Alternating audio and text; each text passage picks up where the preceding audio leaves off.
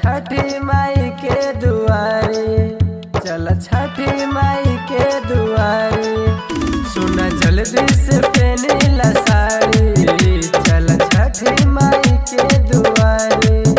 देरी कर सुन जन चल चल दाना दन, देरी कर सुन जन चल चल दाना दन। छठी माई के गुनवा गाए, गुनवा गाए। घाटवा पे सागर के गाना बजाई, संग संग भौजी नाचल जाई।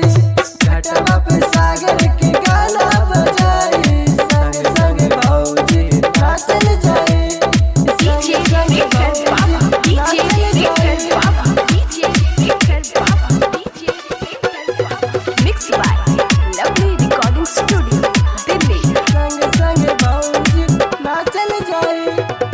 देवो के कहले बा काले के बेरा, चलो न जल्दी से सांझे सवेरा। भैलिए भौजी अरग के बेरा, ऐसे न डालो बीच में बखेरा, ऐसे न डालो बीच में बखेरा। देवो के कहलवा काले के बेरा, चलो न जल्दी से सांझे सवेरा। भैलिए भौजी अरग के बेरा, ऐसे न डाला बीच में बखेरा, बीच में बखेरा। सब जाता भगतन मैं से करे दर्शन, सब जाता भगतन मैं से करे दर्शन। छठी माई के ध्यान धरे, घाटवा पे सागर के गाना बजाई, संग संग भौजी नाचल जाई।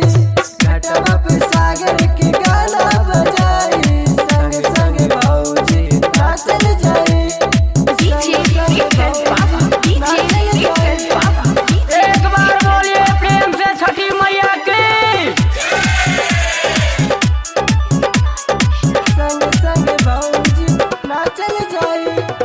भारी बनाए काली रख ले हन केला, भीड़ बड़ी होला घाटे लगे मेला।